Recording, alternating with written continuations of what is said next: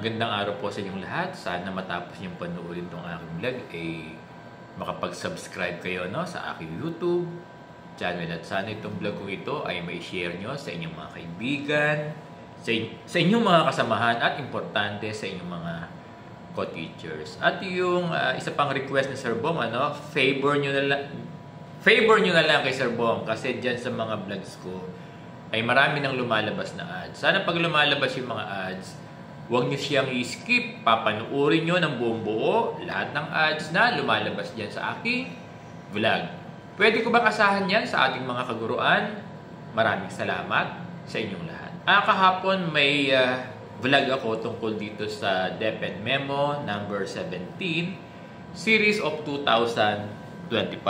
Alam nyo, this is about interim directive for RPMS. Gaya ng sinasabi ko, pag sinabing interim, ito ay temporary or pansamantala lang.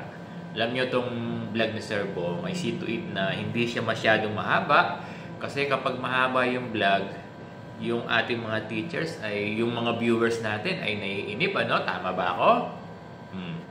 So, ipagpapatuloy natin yung kaisipan ni Sir Bong about RPMS.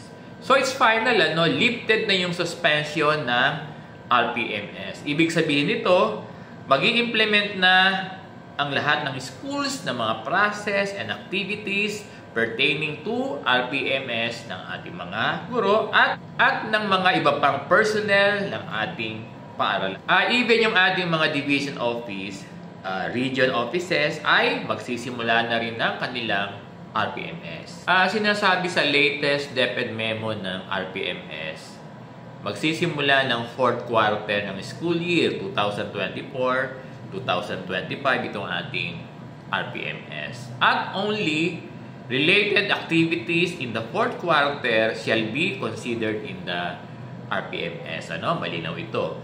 Kung may mga ginawa kayong classroom observations during the 1st quarter, 2nd quarter to 3rd quarter, or kung meron kayong mga activities na ginawa during 1st to 3rd quarter, hindi ito pwede isama sa accomplishment ng ating RPMS. Kasi ang magiging basis lamang ng mga performance accomplishment natin ay yung 4th quarter. So, ang 4th quarter natin ay magsisimula ng February. So, this February dapat ay magkaroon na ng mga undertaking sa mga preliminaries ng ating RPMS. Again, dear teachers, itong Performance Management and Evaluation System or PMES dapat gawan ng clear na schedule between the rater and the ratee. Kasi the people involved dito, kung sa proficient teachers from teacher 1, isama na natin hanggang teacher 7, ang rater nila sa secondary ay yung mga head teachers. Sa elementary naman, ang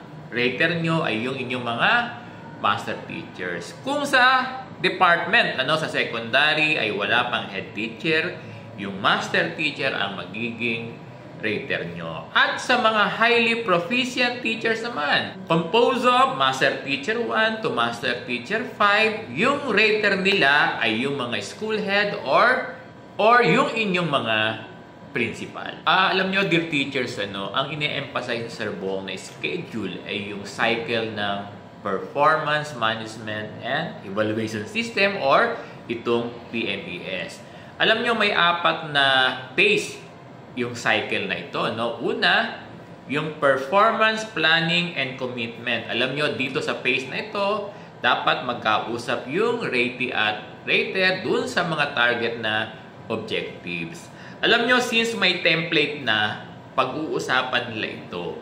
Sa phase 1, dapat may hawak ng hard copy ng individual IPCRF yung mga teachers natin or yung mga master teachers natin. At sa phase 2 naman, ay yung performance monitoring and coaching. Dito sa phase na ito, dito yung conduct ng 2 COT or itong classroom observation. Dito sa classroom observations or COT, hindi pwede yung surprise observations ng ating mga principal, ng master teacher, or ng head teachers. Dapat alam ng guro yung schedule at dapat napaghahandaan ito ng guro. Sa stage na ito, dapat matapos ng guro yung dalawang COT. Sa stage din na ito, no, o sa phase na ito, dapat ma-accomplish ng guro yung 14 objectives ng classroom observable indicators at non-classroom observable indicators. At alam nyo, no, dapat mabigyan na yung guro ng mga rating sa bawat objective na na-accomplish ng ating mga guro. Yung phase 3 naman ng cycle na gagawin after last day of classes, ito naman yung performance review and evaluation. At alam nyo, no, sa phase 3 na ito, dapat mabigyan na yung guro ng kanyang final rating sa kanyang IPCRM.